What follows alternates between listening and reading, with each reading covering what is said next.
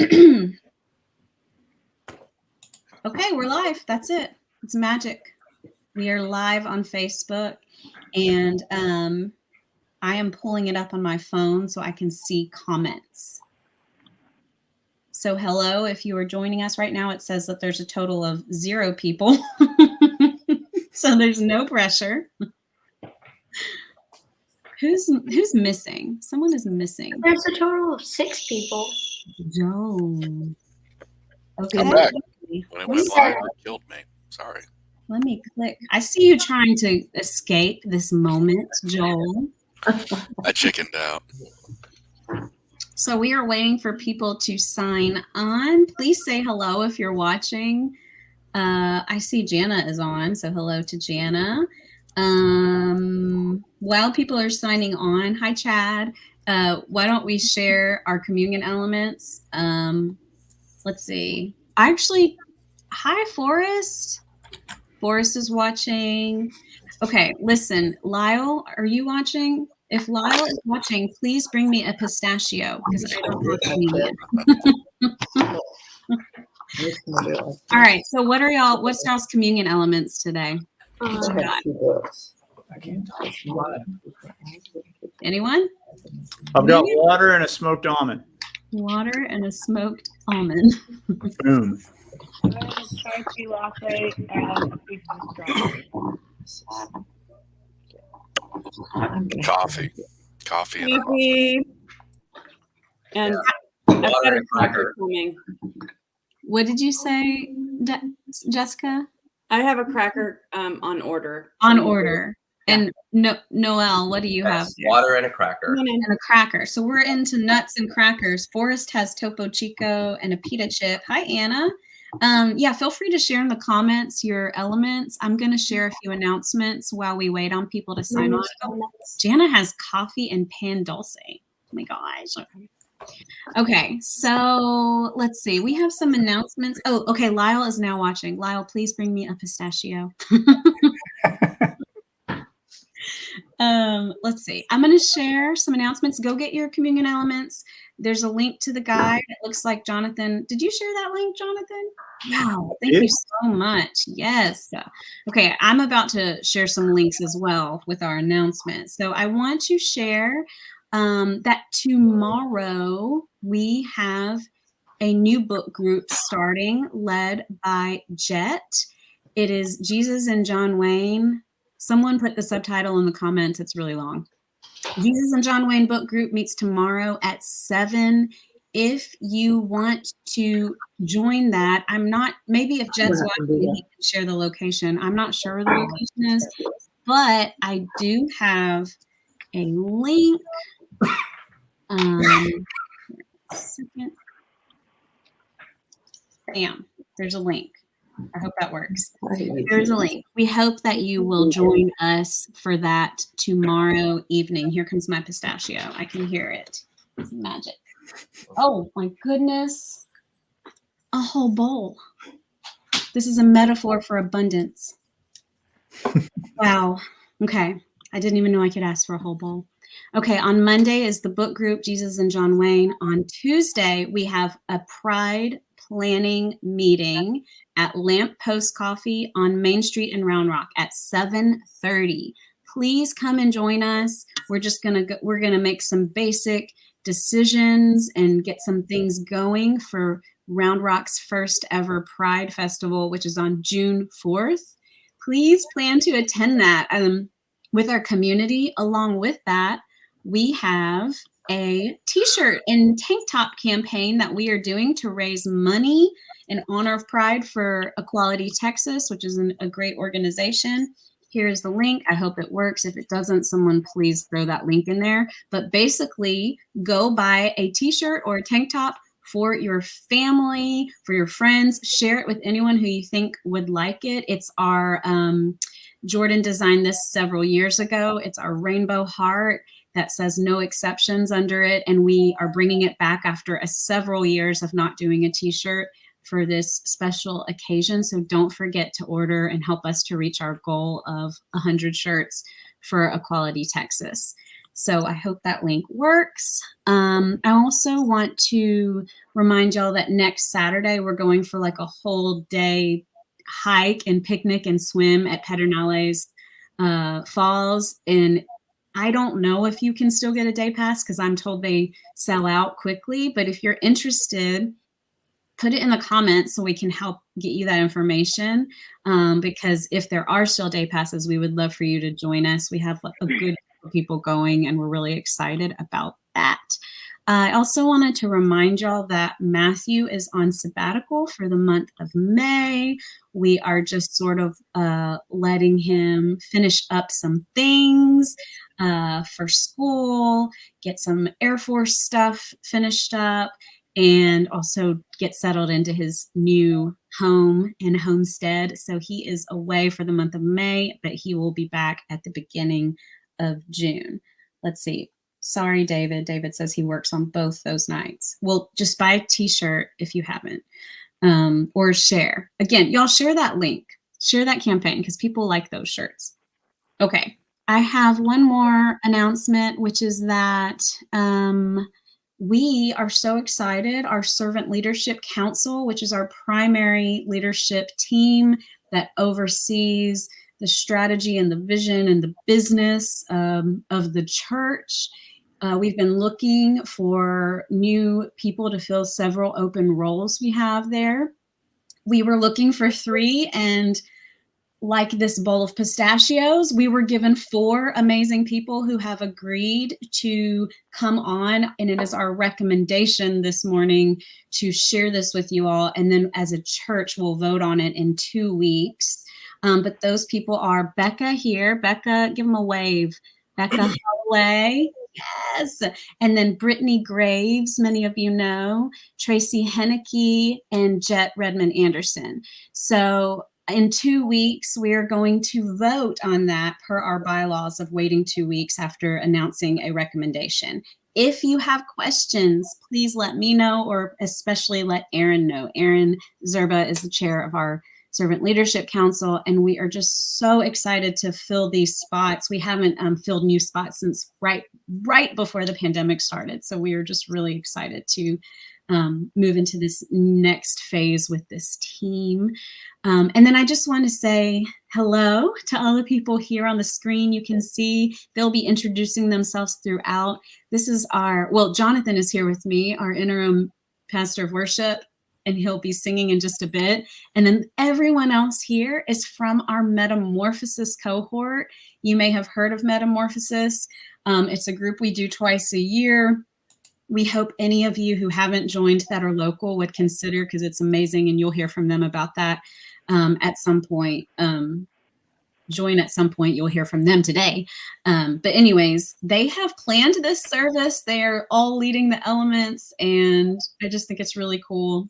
And I'm excited to hear from each person, and then roundtable discussion in the sermon space. So thanks y'all for being here. And I'm going to move into the chiming space, and we'll get into this gathering together.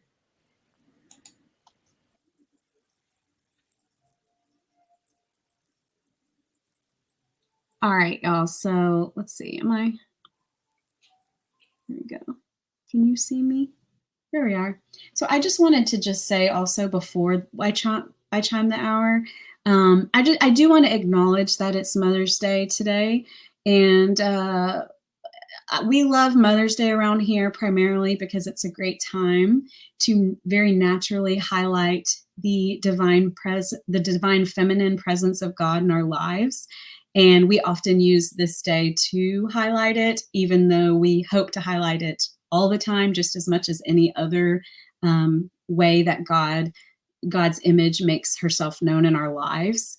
But I also want to just acknowledge that it's Mother's Day because it is a day that is a mixed bag for so many people. Some people have grief, some people have joy. Most people have grief and a mix of joy. A lot of people have a deep sadness or just some kind of trauma or some kind of loss. And we want to just acknowledge that. But also just to say that we don't tend to typically make a big to-do about Mother's Day or Father's Day in our services. We do acknowledge them, but it's not like our primary focus. So if you don't hear much about it, it's just because it's not necessarily our rhythm to do that today. But we absolutely hold space for every single person here today and how you come to this day. We want you to honor that and acknowledge that. And we're just glad you chose to be here with us this morning. So I am going to chime the hour, and I actually have a quote here, a little poem from Walt Whitman, and I invite you to reflect with it as we chime the hour.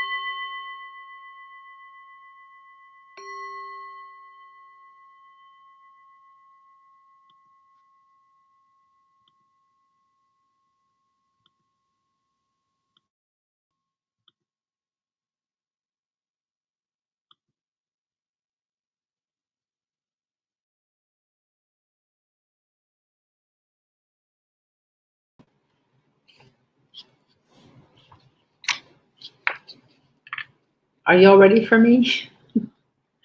And Riker? I guess so. We're on the screen. We're doing the, we picked a book today. I'm not sure. We picked a book today that's called You Are Special by Max Lucado, and the pictures are by Sergio Martinez. And we really like the pictures, so we hope that you all will too. And the story has a wonderful meaning on belonging, which is what this service is all about today.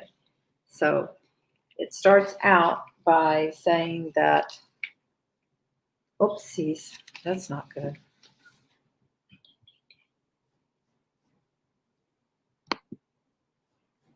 Where do I go to get back on? All right, sorry about that. I don't know what happened. We got clicked off. All right. The Wimmicks were small wooden people. All of the wooden people were carved by a woodmaker that lived high on a hill overlooking the village. Each Wimmick was different. Some had big noses, others had large eyes. Some were tall and others were short. Some wore hats, others wore coats, but all were made by the same carver and all lived in the village. And all day, every day, the Wimmicks did the same thing. They gave each other stickers. Each Wimmicks had a box of golden star stickers and a box of gray dot stickers. Up and down the streets all over the city, people spent their days sticking stars or dots on one another. The pretty ones, those with smooth wood and fine paint, always got stars. But if the wood was rough or the paint chipped, the Wimmicks gave dots. Here's the stars that some of them are getting. And here's this particular person has stars and dots. It says that the talented ones got stars. Some could lift big sticks high above their heads or jump over tall boxes. Still, others knew big words or could sing pretty songs. Everyone gave them stars. Some Wimmicks had stars all over them. Every time they got a star, it made them feel so good. It made them want to do something else and get another star. Others, though, could do little, and they got dots. There shows kind of in the corner down there, you can see the person with dots, but barely. The bright ones have the stars up here. Punchinello was one of these that got the dots. He tried to jump high like the others, but he always fell. And then when he fell, the others would gather around and give him dots. Sometimes when he fell, his wood got scratched, so the people would give him more dots. Then, when he would try to explain why he fell, he would say something silly, and the Wemmicks would give him more dots. After a while, he had so many dots that he didn't want to go outside. He was afraid that he would do something dumb, such as forget his hat or step in the water, and then people would give him another dot. In fact, he had so many gray dots on him that some people would come right up and give him one for no reason at all. So you can see how sad he is.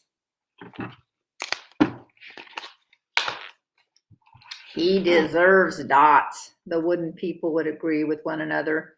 He's not a good wooden person. After a while, Punchinello believed them.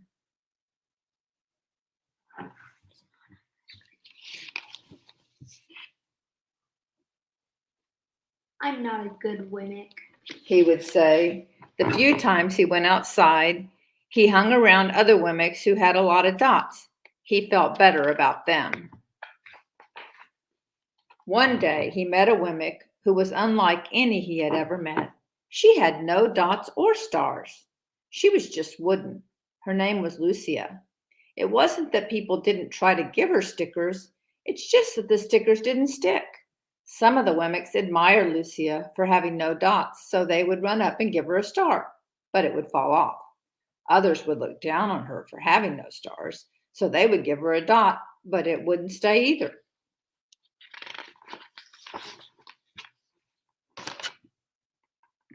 Okay, Riker's going to read again.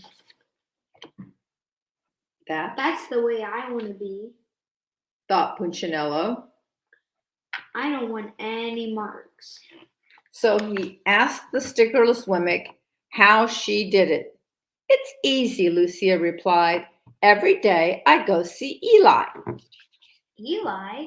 Yes, Eli, the woodmaker. I sit in the workshop with him. Why? Well, why don't you find out for yourself? Go up the hill. He's right up there. And with that, the Wemmick who had no stickers turned and skipped away.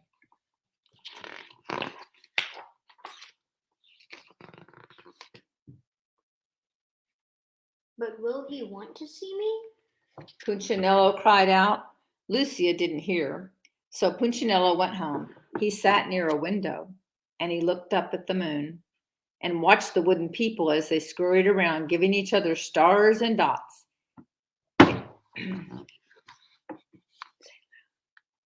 It's not right, he muttered to himself, and he decided to go see Eli. He walked up the narrow path to the top of the hill. He stepped into the big shop. His wooden eyes widened at the size of everything. The stool was as tall as he was. He had to stretch on his tiptoes to see the top of the workbench. A hammer was as long as his arm, and Punchinello swallowed hard. I'm not staying here. He turned to leave, and then he heard his name. Punchinello. The voice was deep and strong. Punchinello stopped. Punchinello, how good to see you. Come and let me have a look at you. Punchinello turned slowly and looked at the big bearded craftsman. You know my name? The little Wemmick asked. Of course I do. I made you. Eli stooped down and picked him up and set him on the bench next to him. The maker spoke thoughtfully as he looked at the gray dots. Looks like you've been given some bad marks. I didn't mean, oops. Here, Riker, it's your turn. Here, Riker. I didn't mean to. Eli. I really tried. Oh, you don't have to defend yourself to me, child. I don't care what the other Wemmicks think. You don't. Oops. You don't? No, and you shouldn't either. Who are they to give you stars or dots? They're Wemmicks just like you. What they think doesn't matter, Punchinello. All that matters is what I think, and I think you are pretty special.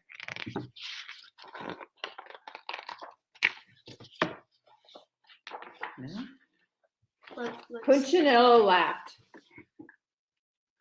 Me? Special? Why? I can't walk fast. I can't jump high. My paint is peeling. Why do I matter to you? Eli looked at Punchinello and put his hand on those small wooden shoulders and spoke very slowly. Because you're mine. That's why you matter to me. Punchinello had never had anyone look at him like this, much less his maker. He didn't know what to say. Every day I've been hoping that you'd come, Eli said. I came because I met someone who had no marks, said Punchinello. I know, she told me about you. Why don't the stickers stay on her? The maker spoke softly. Because she has decided that what I think is more important than what you think. The stickers only stick if you let them. What? The stickers only stick if they matter to you. The more you trust my love, the less you care about the stickers. I'm not sure I understand. Eli smiled. You will, but it will take time. You've got a lot of marks. For now, just come to see me every day and let me remind you how much I care. Eli lifted Punchinello off the bench and set him on the ground. Remember, Eli said as the Wemmick walked out the door, you are special because I made you, and I don't make mistakes. Punchinello didn't stop, but in his heart he thought, I think he really means it. and when he did, a dot fell to the ground. That's the end. So Riker and I felt like this would be a fun book for us to think about who this maker is to us and what we might be able to do every day. And for us, we decided, you want to tell them about what we decided and show them the picture you drew? I don't really want to show the example. Well, why don't you talk about what we said that the other children could do? So we were thinking that you could draw your own Wemmick. This is Riker's. And then you could write something that you remember from the book. And what he and I talked about was that he saw, he decided this on his own. Eli, as the maker, was kind of like God, and that he said, I can talk to God every day, and that God doesn't make mistakes, and that we all belong to him, and that's what matters. So I hope you all liked the book. We sure did. Have a great Sunday.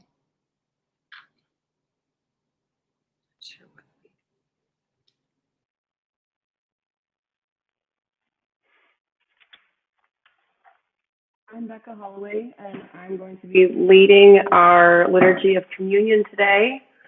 We're going to get right into it. So we have time for our roundtable discussion, and also because I did not prepare anything to say. You should put up me for your leadership council. Okay, I will be reading the regular font if you'll join me in the bold. God is also in you.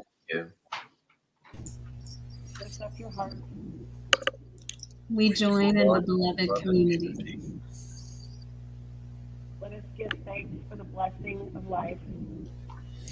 Together we raise our voices voices in in gratitude. And now I invite you to take your element.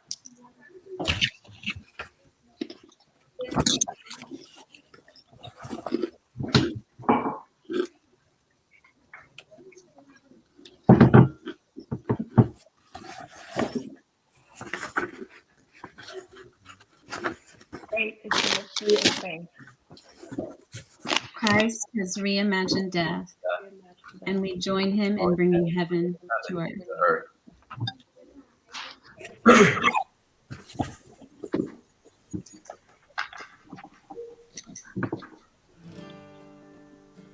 So the song I'm singing goes along with the scripture text for the morning, which which is from 1 Corinthians. It's about love.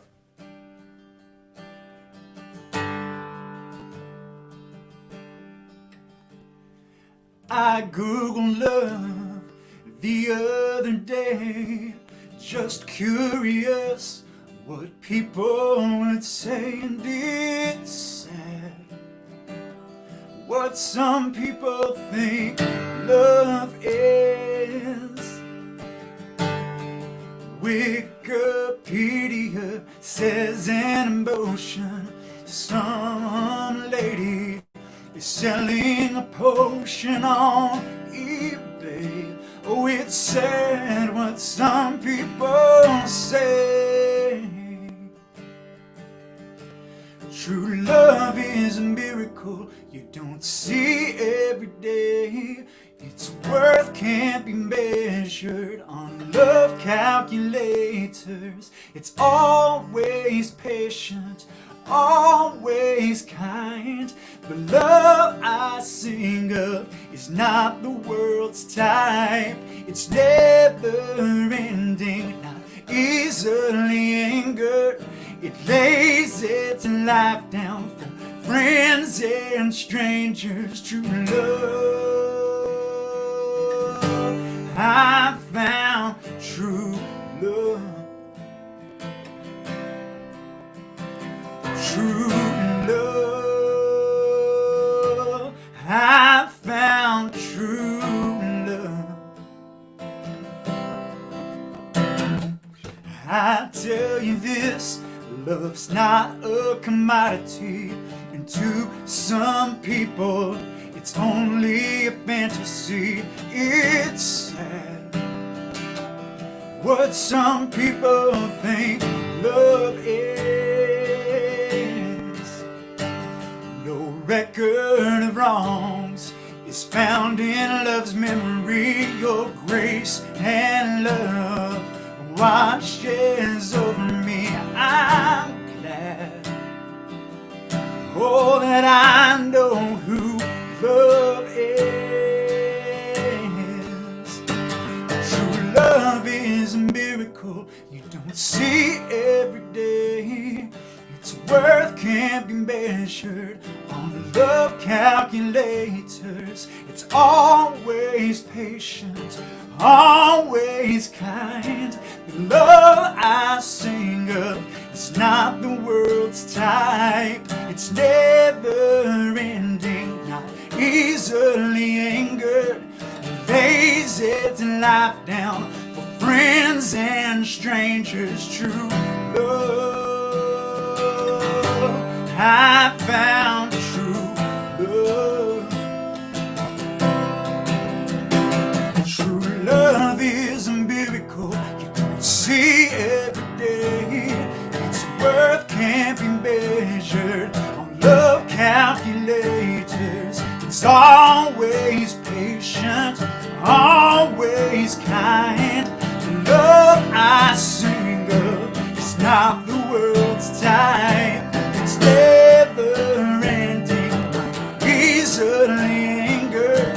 It lays its life down for friends and strangers. True love, I found true love. True love, I found true love. True love, I found true love. True love, I found true love. True love,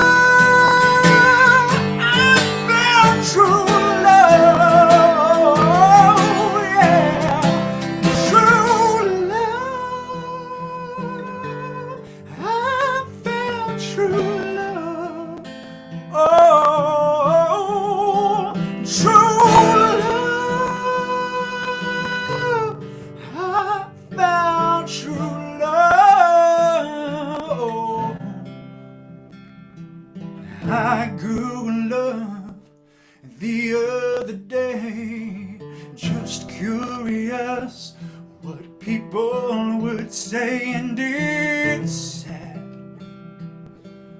what some people think love is.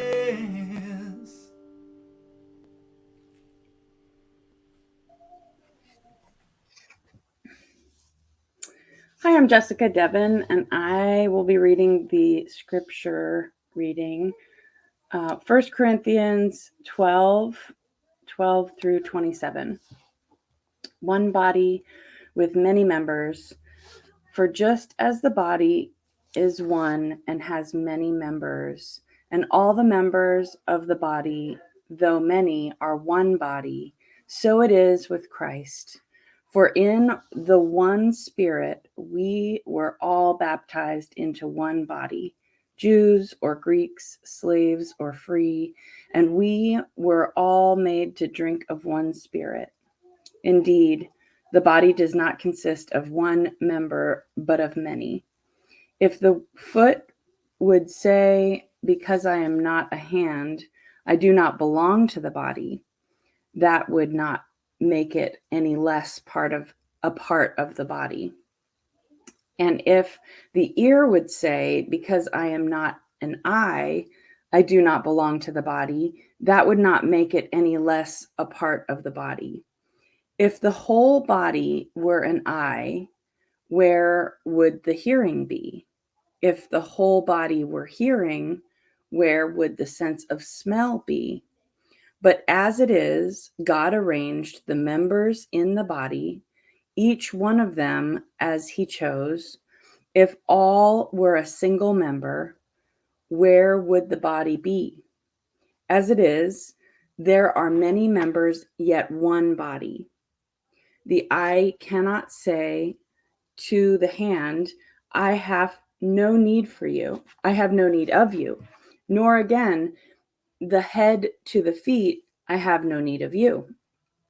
On the contrary, the members of the body that seem to be weaker are indispensable, and those members of the body that we think less honorable, we clothe with great honor, and our less respectable members are treated with greater respect, whereas our more respectable members do not need this. But God has so arranged the body, giving the greater honor to the inferior members, that there may be no dissension within the body.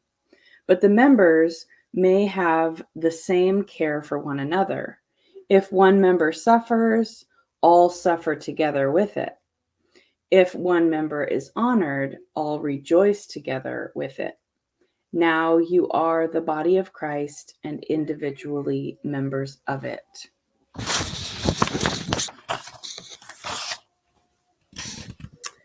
We hear the voice of God through these words. Thanks be to God. Thanks be to God. Thank you for reading, Jessica. I'm going to pull everyone up for this conversation. Okay. And also, if you're watching and you're, willing to volunteer to pull everyone up and take people on and off on these transitions, let me know, because it's kind of hard to do both, what I'm doing and the background at the same time. So we need more volunteers. So hit me up. I want to introduce y'all to our Metamorphosis cohort from the spring. Metamorphosis is a group of individuals who come together for spiritual growth and connection and soul nourishment on this journey of often deconstructing and then reimagining the things of faith and constantly evolving. It's a really special cohort that lasts 6 weeks. Everyone commits to being there every week, and there's a lot of bonding that goes on. And with this group, this was our second round, and I just saw so much connection with them right off the bat. I'm so excited for you all to get to hear from them. But Yeah, they're here this morning. So why don't y'all go around? I'll call on you so you don't have lag of silence, but like one line introduction or 2 lines if you just can't help yourself. Jessica, why don't you go? Oh, hey, I'm Jessica, and I definitely found belonging in Metamorphosis. Oh. Okay, Becca. I'm Becca Holloway, and I too found belonging. Okay. And we laughed a lot. And I'm Sarah Konovoski, and I too found belonging. And I'm also known as Mom and Grandma Sarah.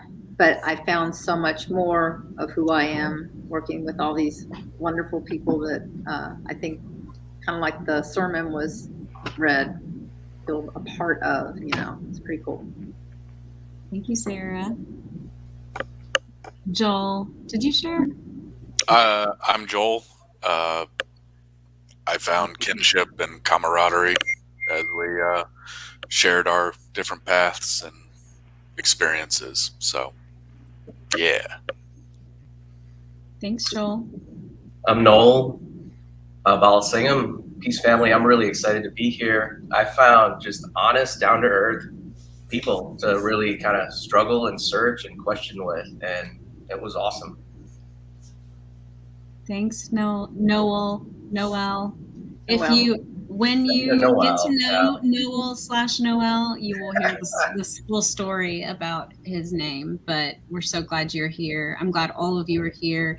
We wanted to highlight these friends of our community and these people within our community because Metamorphosis has really brought to light this need for belonging and this acknowledgement of how lonely it can be to lose so much of what you used to believe, and then in that rebuilding process it can be very isolating. And so we talked a lot about belonging, and then this series happened, and I gave everyone some prompts, and that's what we're going to kind of use to guide this very short conversation, which I wish could be longer. But I'm going to just throw this question out and let y'all share as you feel compelled. In a few words, what has belonging meant to you in the past, and what does it mean to you now?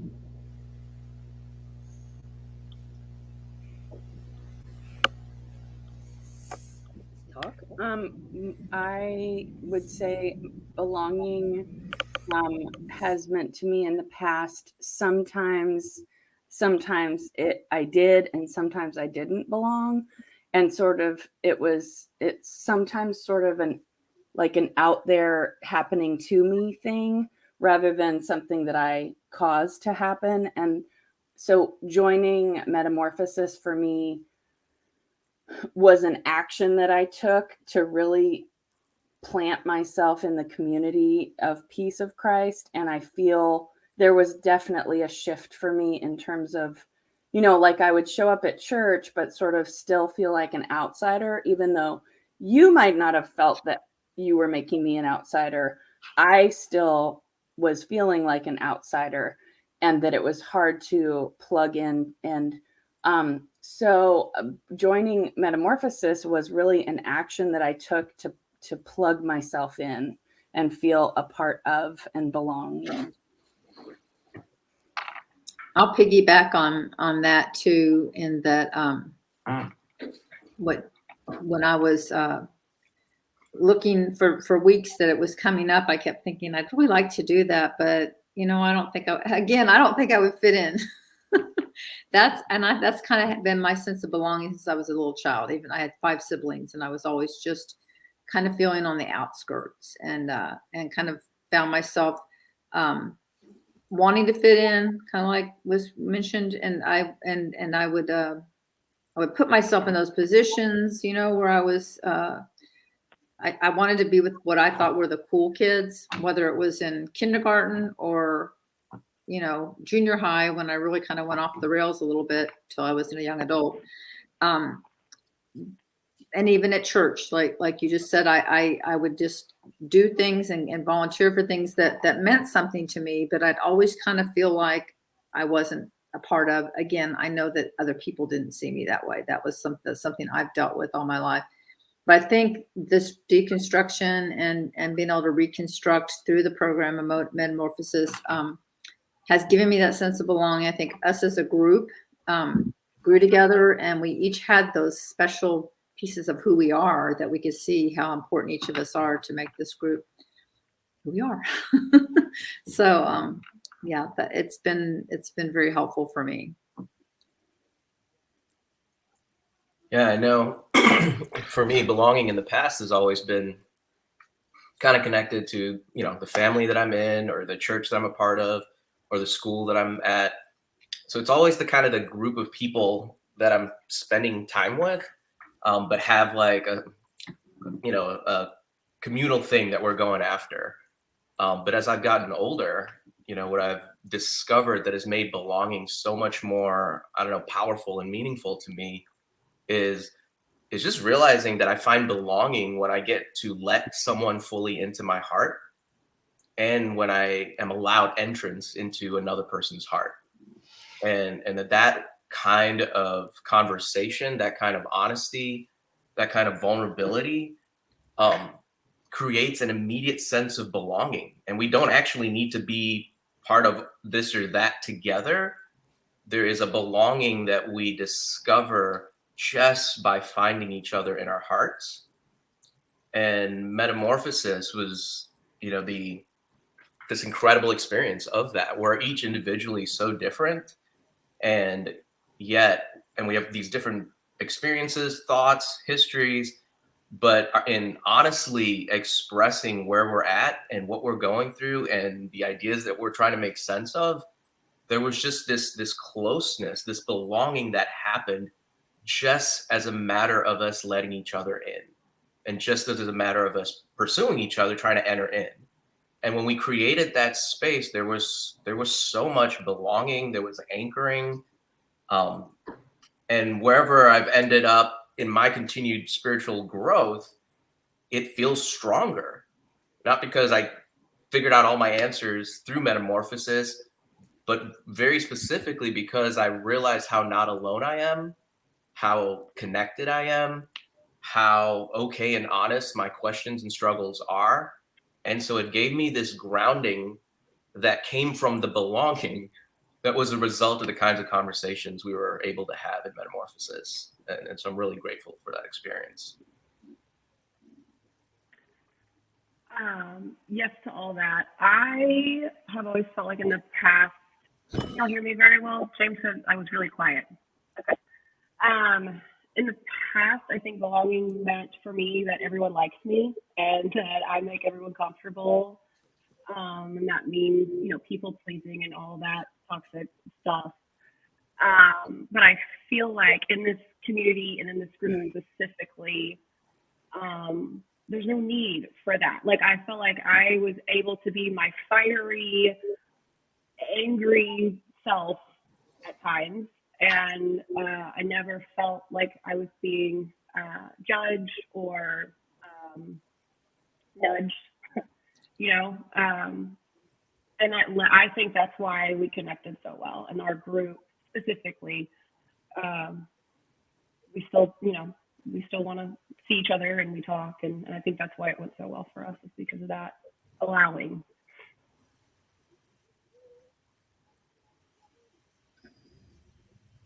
Thank you for sharing. Is Joel, are you about to share? Okay, good. Yeah. I was just formulating thoughts.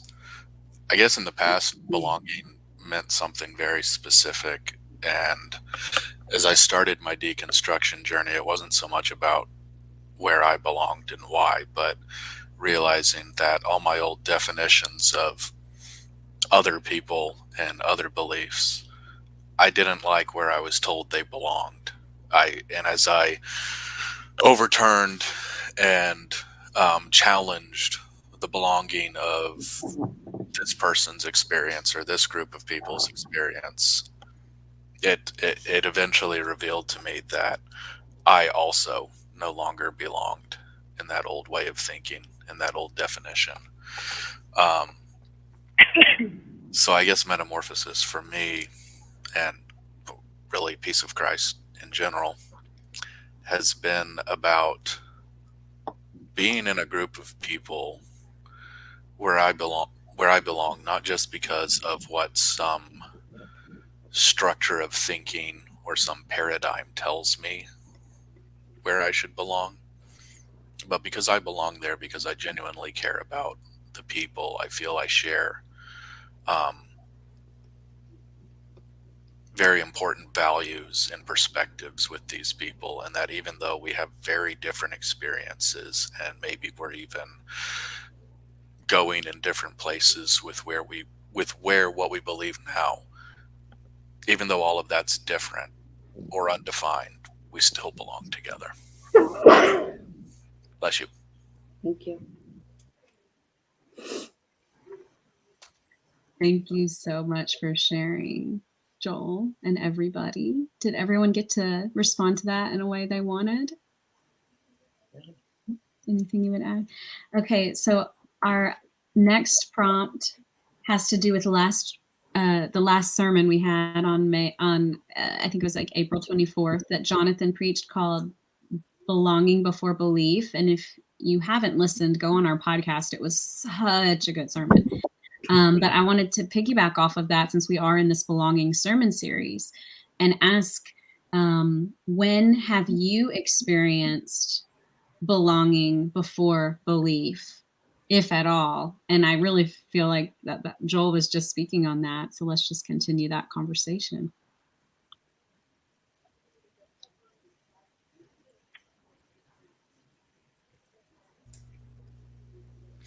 Well, the thing that really resonated the most with me from last week was about doubt. Everything Jonathan said about why doubt is cast in this negative light and this judgmental light, but doubt is honest. Doubt is admitting your inner self, that you're thinking for yourself. You're not okay with something just because someone tells you it's what the Bible says or what your pastor says. It's stepping out onto ice, wondering if it's strong enough to hold you if you're going to fall through. I think doubt is one of the bravest, most meaningful things we can do if we follow it honestly.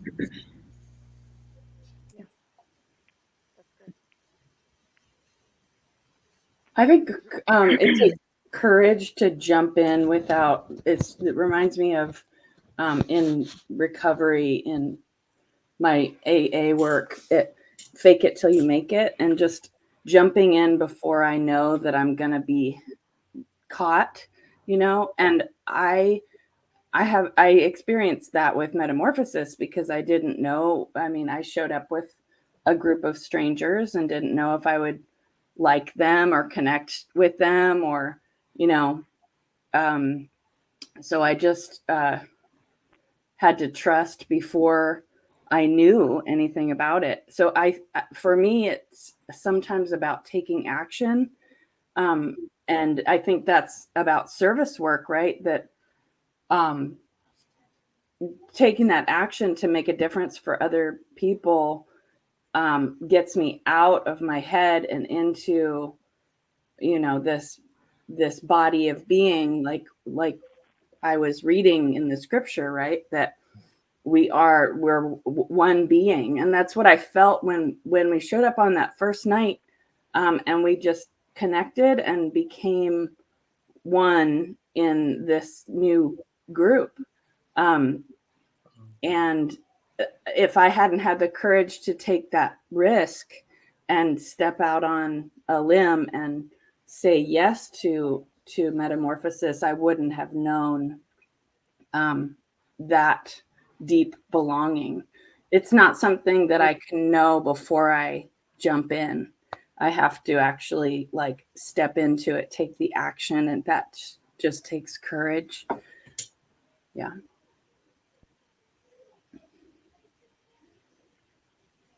I love that, Jessica. And I just to intercept and say, it's so hard stepping into communities where you feel like an outsider, especially when so many of us have so much religious or church trauma or baggage. Even if you don't, it's still hard to step in and like insert yourself, and to an extent you have to take that leap. And yeah, I hear you saying that it took you some time to do that and put yourself at that risk of vulnerability. But I'm glad you had a good experience. Who else would like to share? Yeah, I think the times that I've found belonging, and even as a part of this metamorphosis experience, that has stayed with me and has been the most impactful has been not without the requirement of belief. It really is. It's relational. It kind of comes back for me personally to, what is this about? Am I here to get something right? Am I here to prove something? Am I here to resolve something? Or am I here to just experience love in all of its different forms and in all its different places, so that my heart can just drink from it? My heart can just soak it in. And when I kind of track with that, right, that love is the goal, so to speak, it's really freeing, because then I know when I sit with this group, all that is required is presence, honesty, and vulnerability. And I will have belonging, all the belonging I could ever ask for, wherever the rest of it goes. And that has just been such a freeing thing for me to experience, and then to be able to have with this group, and then to continue to practice in my life. I think the more belonging can exist separate from belief, the more we're going to be allowed to truly see and find each other. And ultimately, that's, I think, all we're really looking for and all God requires of us.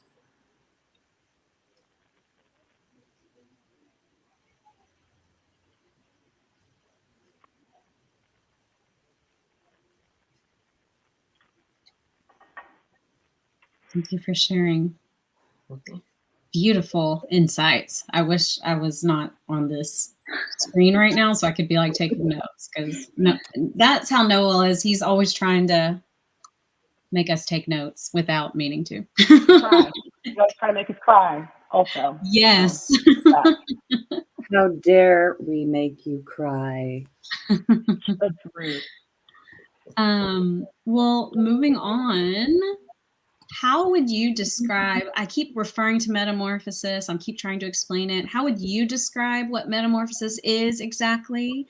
And what was the experience like for you? And feel free to connect that to the theme of belonging if you would like, but let's hear about it. Because I think there's a lot of people who are either newer and don't know about it, or who have been around a long time and think maybe it's not for them for whatever reason. So I just like to hear your various translations of what I think for me, like I said, I hesitated to join just because of who I am and where the way that my personality is. I just kind of thought I'd like to do that, and I actually applied for it after it had expired, because I was on a service that said, I looked at the notes, it said yes, the day before we started, and I thought, well, heck, I'll just fill out the form anyway and see if I can still get in. And of course I did. And yes, definitely what happened immediately was I connected with people for different reasons at our first meeting. And I didn't come in thinking, oh, I'm so different than them. It's like I connected with Becca. We're both in recovery. She's already outed herself on that. And there's nothing wrong with that. I think if we can give help or service to anyone in our community, I think that's what we do, And with the heart to heart connection that Noel talked about, I have experienced that in recovery for many years, and getting to share our experience, strength, and hope with each other is what it's all about. That is belonging. It's a level of caring and being at your utmost self with another person. In this case, with a group of people, and being accepted, and just not having fear of not being accepted. And I didn't, like I said, for the very first, we all exchanged numbers that first night, and and we're just on board with the excitement and the enthusiasm of the deconstruction and reconstruction where we're all at, which is in different places, but together we did it. So yeah, I'm glad I did it. And I also wanted to be a part of the church community. I wanted to feel more a part of the church community, and it definitely helped me feel more a part of, so the entire community. Yeah, I think I'm not the first person to say this, but I considered it like a support group. I guess is the best way to describe it for people who are deconstructing their faith, but also deconstructing just paradigms that no longer serve us.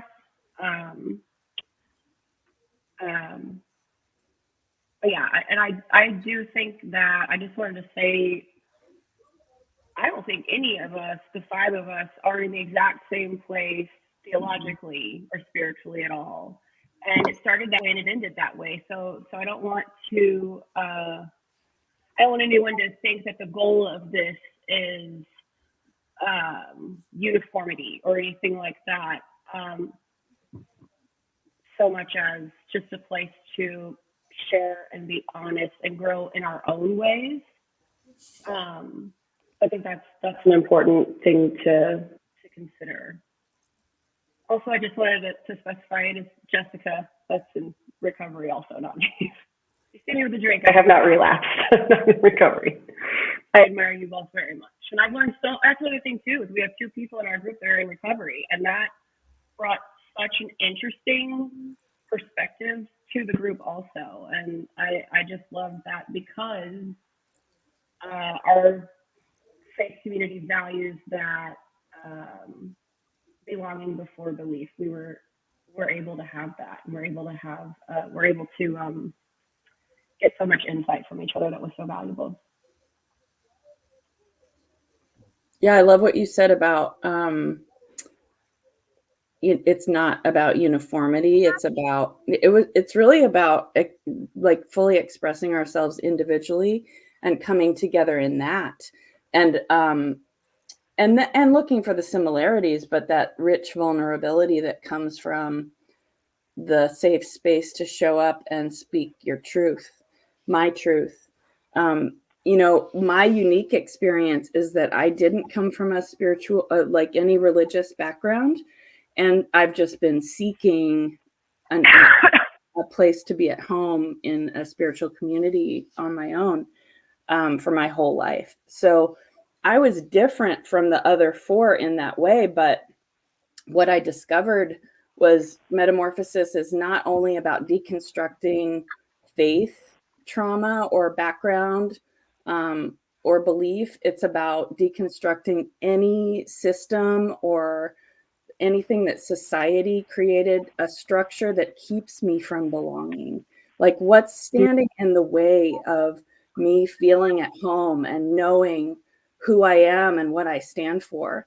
And this space created the ability to talk about it and feel at home, no matter where I come from, no matter what trauma I have. And I'm really, really grateful for this community that these four people and the ministers that created this rich conversation that will probably be forever with me,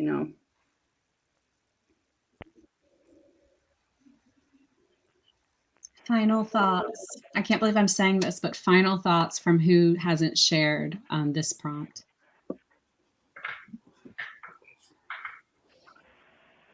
I mean, I also love the idea that the leaders provide really thoughtful, readings and videos and just things to really expand your spiritual understanding and perspective. So there's just so much good wisdom that you get to kind of go through together.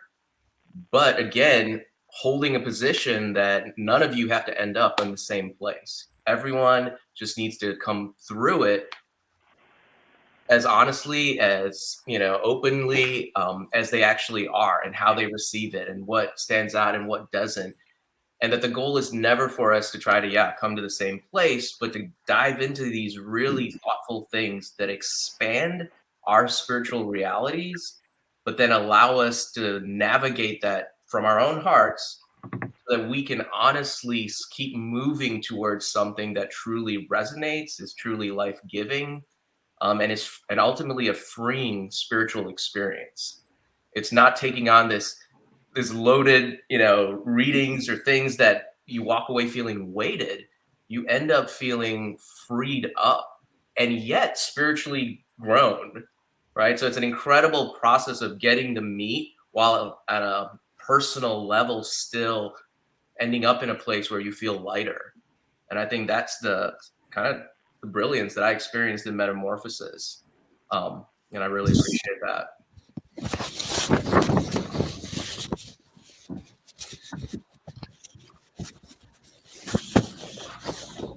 I think, as we've all talked about, deconstruction is a very lonely process, and a lot of times all the people previously in your life are not going to support it.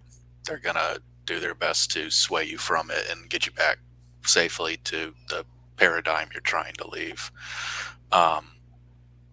So it's nice to have, like Becca referred to, a sort of support group, just some people outside your experience who can just sort of share the perspective of, yes, you're not crazy. You're not doing the Lord's work, but you're doing the right thing. So keep at it. Thank you for sharing, Joel. And I want to thank y'all. I mean, this conversation could have been much longer. So thank you for, in this short amount of time, sharing bits and pieces of your heart and your experience. It makes me so happy to see others in the community talking about these concepts and about these themes that sometimes are just limited to a sermon space. So I'm really, really grateful for each of you.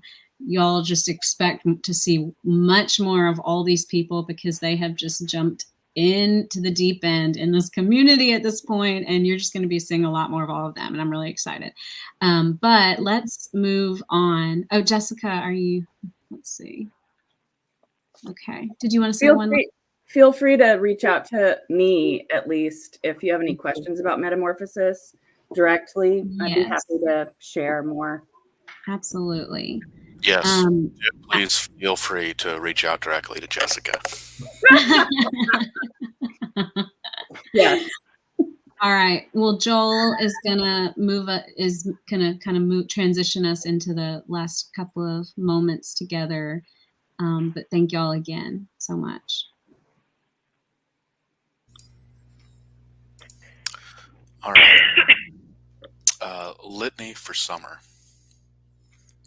God, we thank you for turning the earth toward the sun. We thank you for summer. As the days and the light are long, so is the love of God. Endless, fruitful, full of possibility, bursting with energy. As growing things are awake and progressing, so may we become awake to your light and to your love, making progress, seizing opportunities to grow, readying for harvest. As our plot on the planet faces the sun, our star, so do we turn ourselves toward the sun, following the way of Christ, following the way of love, growing to maturity, spreading seeds of good news to all.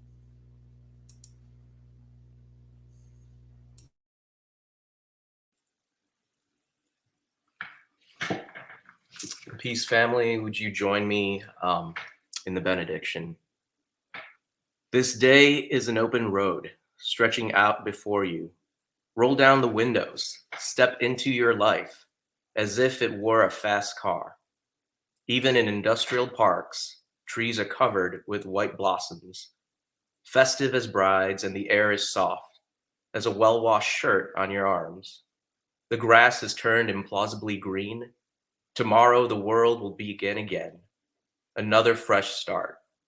The blue sky stretches, shakes out its tent of light. Even dandelions glitter in the lawn, a handful of golden change. Amen. Thank you, Joel. Joel and Noel. Sorry, it's just funny to me.